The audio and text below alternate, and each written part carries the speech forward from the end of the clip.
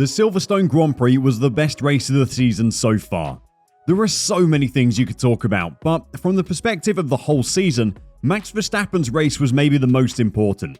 The Red Bull driver had a tough weekend that ended in his scrapping for 7th place against an unlikely competitor in the final laps. Let's take a dive into what caused him to rage at his team again and the reaction to his race. The weekend didn't start badly for Max Verstappen. He was the fastest in Q1 and Q2 on the Saturday before a spin on one fast lap, and Charles Leclerc causing a yellow flag on another meant his Q3 time was slower than his Q1 and Q2 times. He still managed to secure 2nd place in qualifying though, which meant a front row start for Sunday's race. Unfortunately, the crowd wasn't so impressed by his qualifying though. The world champion, who was noticeably booed by the sold-out Silverstone crowd when appearing on Sky's live F1 show on Thursday night, was given an even louder negative reaction when being interviewed by Billy Monger after Saturday's action. The world champion, who won his maiden title last season following a fierce rivalry with home favourite Lewis Hamilton and a controversial decider in Abu Dhabi, accepted that some British supporters don't like him, but refused to let it impact his weekend. It was a bit disappointing because I couldn't really understand Billy. He joked after the session.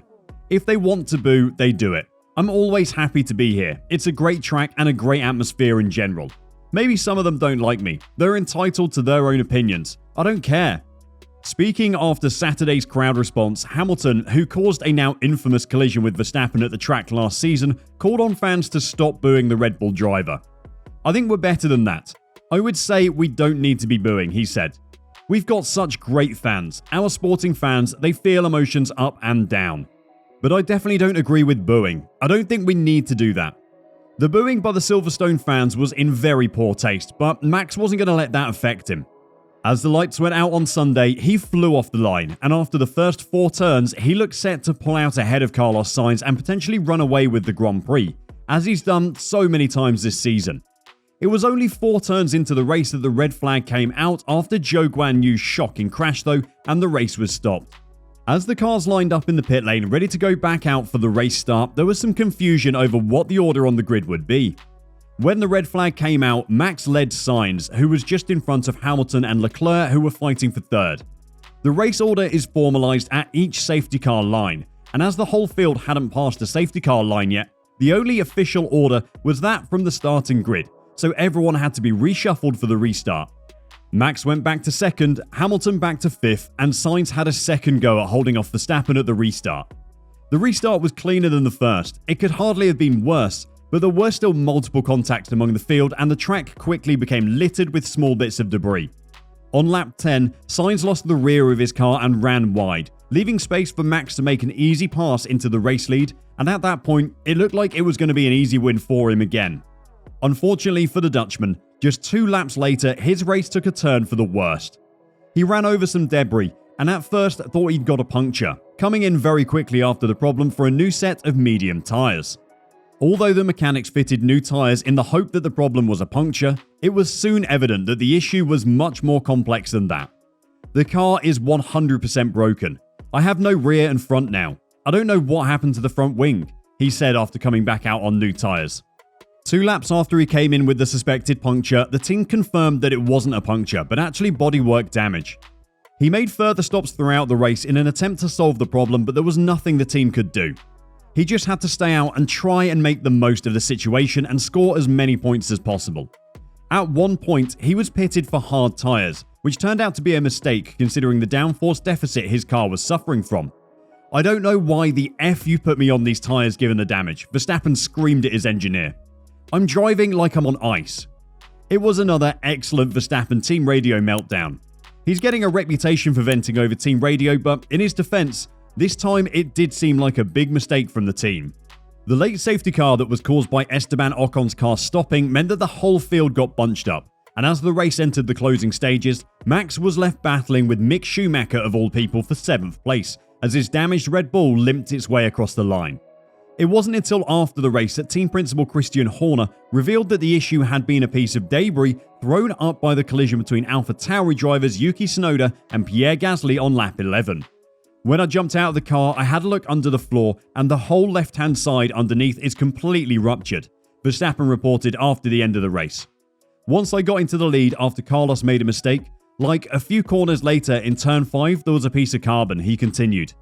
By the time I was there, it was on the racing line. I could not drastically move left or right, so I tried to just hit it head on, he said. It just went into my floor and it destroyed everything. It felt like a puncture because suddenly I had no balance, a lot of oversteer, like the car was hopping a lot. The current generation of F1 cars are so reliant on their underfloor for downforce that any damage that disrupts that will make the car incredibly hard to drive. It's unlikely we'll ever get a chance to see how bad the damage was, and we can safely assume Max is exaggerating a bit, but even a slight bit of damage will have disrupted the airflow. This will have messed up the Venturi tunnel's effectiveness and will have had a knock-on effect on the rear diffuser and the beam wing. The consequence, as we saw, was that he couldn't push anywhere near as hard as he wanted to. It was so bad that he was vulnerable to the much inferior Haas car. After the race, Christian Horner spoke to the media about Max's race. He had great pace today. He was able to get the lead. He was starting to build a lead and then hit some debris, Horner explained to Sky F1. It did a huge amount of damage to the underside of the car and he lost probably close to half the downforce from the floor. Verstappen had radioed in to say he felt a similar issue developing on the front end of the RB18, with Horner believing the damage was getting worse as the race progressed. I think the damage just got worse, and then he went onto the hard tyres that made it even harder for him, he said. But at that point, we were racing against Aston Martins and Haas, and so on, just trying to pick up a few points and limit the damage. But then, with the safety car, we put on a set of softs and he fought like a lion. I've never known him to fight as hard for a 7th place, but that could just make the difference at the end of the championship. From Max's point of view, he's probably thankful the race went as well as it did. If Sergio Perez or Charles Leclerc could have taken the win, his Drivers' Championship lead could have been in for a far bigger knock. Fortunately for Max though, Charles and Perez actually got caught up in a fight with Lewis Hamilton, which meant Sainz had a relatively easy finish to his race. Hamilton isn't in the championship battle this year, but in knocking Leclerc off the podium, he has helped with the damage limitation for his rival from last year, Max Verstappen. Of course, Hamilton couldn't pass up an opportunity to take a swipe at Verstappen for their battle last year.